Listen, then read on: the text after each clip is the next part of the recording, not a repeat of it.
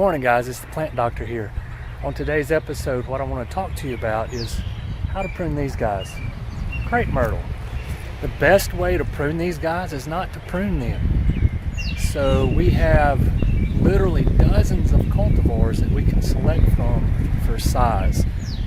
You have dwarf forms, 3 feet tall, all the way up to tall forms. I've seen some crepe myrtles get over 50 feet tall. So what we're going to do today, we're going to look at some crepe myrtles, what to do, what not to do, and really at the end of this video is what not to do. Okay, so this is a do's and don'ts on crepe myrtles. So let's go take a look.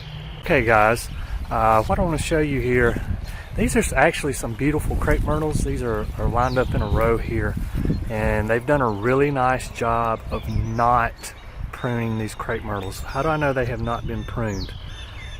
I can tell by the branch habit, okay? So the branching habit of these guys, there's no weak crotch angle. So what are we referring to when we talk about a crotch angle? So a crotch angle is where the branches split. And here's a nice example here. Here's a few more nice examples, okay? So those are crotch angles. I'll show you some more here in a minute where we have very bad crotch angles, and we'll talk about why that's bad. I'm going to back up again, show you guys what these look like. The only problem with these crepe myrtles here, if I can back up far enough, we've got a little bit of what we call phototropism going on. Well, what's phototropism? Phototropism is a plant's tendency to grow towards light. So if you look over here on the right hand side, how it's more dense and full than it is on the left. The reason being, over here on the left, these trees have been overtaken by an invasive plant species in my area called English ivy, and it's really shaded off this part. So the east is this way, and then the sun's going to track kind of this way. So this is kind of the south end anyway. So there's a couple different things here causing this phototropism, but other than that, these are some beautiful specimens of crepe myrtle. Now let's go look at some that are not as good. So this would be an example of how not to prune a crepe myrtle. This is, I just walked up the road here a couple of blocks, but I want you to take a look at a few things. I'm going to turn the camera around so I can point some things out.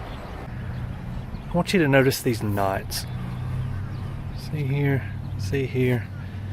This is years and years of improper pruning on these crepe myrtles. They've been improperly pruned once again up here.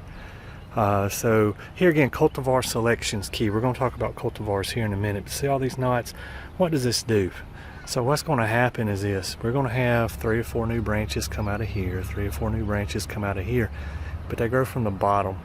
So what that's going to do is cause these knots and these bad crotch angles. Notice how narrow some of these crotch angles are compared to what we were looking at before. Why is that important? Mainly ice, snow, and wind. Okay, so this time of year, it's early March here, so we had a really close call with an ice storm, the same storm that hit Texas a few weeks back. We were right on the edge of it. West of here, they had a lot of snow and ice, and when I say west of here, like 30 minutes, not very far at all. It would have, if the limbs were still on these, it would have destroyed these crepe myrtles. It would have cracked them in half because the crotch angles were bad. So let's go look at 1 or 2 more examples of what not to do, and we'll talk about what to do. So here's another example of what we were looking at earlier. See all these knots in here? I wanted to come to this one. I've been eyeballing this particular one for a while because you can see the progression of what's happened. I'm going to try to do this, keep me in the frame and the tree in the frame here.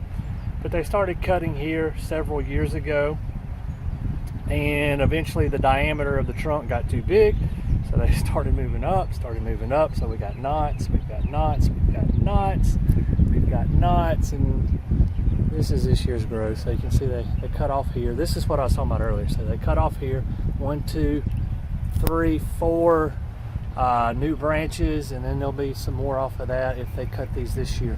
Let's talk about how to prune crepe myrtle. So how do we prune crepe myrtle?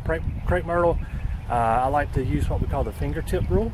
If it is wider than the diameter of your fingertip, do not cut it. All right, so some of these smaller branches, like this guy right here, we can cut. Another way to think about it is this. If you can't cut it with your hand snips, the diameter's too big. If we're breaking out the loppers, if we're breaking out the chainsaw, those are too big. Cultivar selection is key on crepe myrtle, okay? Before you plant a crepe myrtle, look at the tag on it and see how tall and how round it's going to get. If you're planting around a house that has like a 8-foot tall gutter line, well, get a cultivar that gets 6 to 8 feet tall, and you never have to worry about pruning. If this is out away from everything and you want a big, tall, showy, like say catalpa, a big white one, that's great. But don't put it up against the house. That's where people get in trouble. They select a cultivar that is not correct for the space that they want to put it in. A couple other things I want to address. There's some misconceptions about crepe myrtle. I've heard, oh, Dr. Warren, I've heard that if we don't prune our crepe myrtles, they're not going to flower. Not true. How do they survive in the wild if they don't flower, if they don't seed? These guys are native to, I want to say Southeast Asia, if I'm not mistaken. That's how they survive in the wild, just like any other plant. They're going to flower, they're going to seed. Nobody's in the woods pruning these guys, okay? You will get prolific flowers if you do not prune them. I've also heard, oh, Dr. Warren, you don't get good branching if you don't prune. Not true. In fact, you get worse branching if you do prune. Here's your examples, okay? And we talked about the ice storm and the snow and the wind and how these things can break if we don't prune them correctly. So here again, how do we prune crepe myrtles? The best thing is not to prune them. Select the right cultivar, and then if you do have to prune, remember the fingertip rule, okay? This is the Plant Doctor. Until next time, happy gardening.